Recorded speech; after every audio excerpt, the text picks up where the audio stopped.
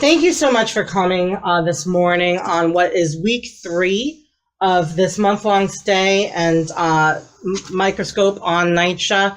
Obviously, you don't need to live in public housing to change public housing, but as I said before, and I'll say it again, I am specifically doing this so that I can bring my findings to the new federal monitor, of whom I've met with at least 3 times, actually 4 times, including yesterday for lunch, to share with him the systematic failures of the work order system, of TPA funds, of things that really matter, and work with him to make sure that we get real capital repairs on the ground in the forms of permanent boilers, more maintenance workers, more exterior compactors. And what you guys might not know is I've also been sitting with the help of NYCHA with each maintenance team and each property manager at each property to ask them what they need to better serve the residents. I think that's an important question, as much as NYCHA may be the bad guy, or as much as somebody may make the federal government out to be the bad guy, at the end of the day, we all have to work together. So what I want to know is, what do they need to better serve the residents? And with me today is April Simpson, my volunteer host. She is also a NYCHA resident, and she's also the TA president of Queensbridge, which is the largest NYCHA property in the Western Hemisphere. So, April, what would you like to say to the people before we go and look at the stress departments? Good morning, everyone.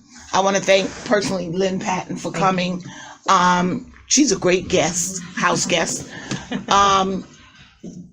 This is about the residents. Take off my title. I've lived here all my life. And the fact that we're not bashing NYCHA, we do need to all work together.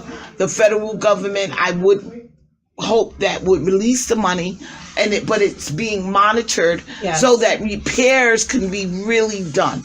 Real repairs. And you will see the hard conditions. There's some people, residents who are human beings, live in. We pay our rent, we pay taxes, we're law-abiding citizens. Not everybody in public housing is lazy on public assistance. We are hardworking people. This is home to us. And we shouldn't have to live under these horrid conditions.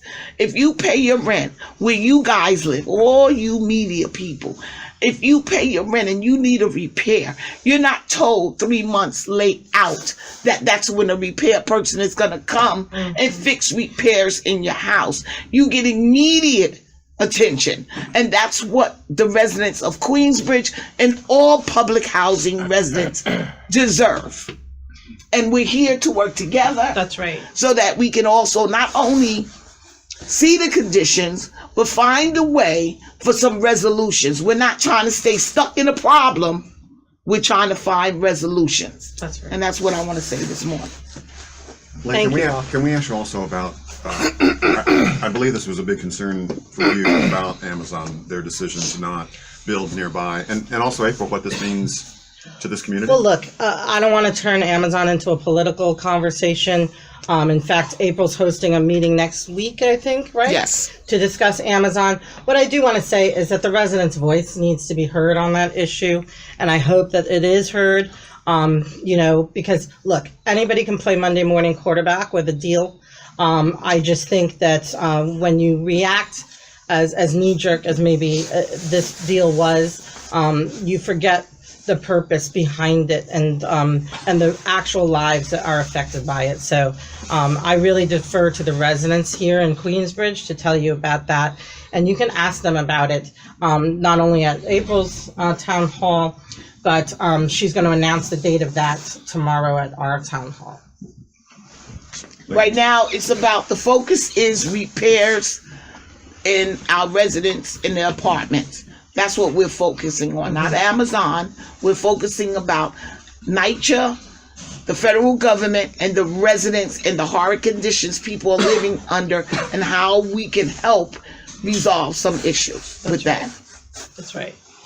Jobs and opportunity will hopefully follow that, and April's going to make sure that the residents' voices are heard. Are you still catching any grief about the Mark Meadows stuff from last week? No. I think folks said that, Yeah. that you were seen as I a regret prop. nothing other than the fact that I gave MSNBC the best ratings they've had in years. So you weren't a prop? No, sir. The only prop in that room was Michael Cohen. Thank you.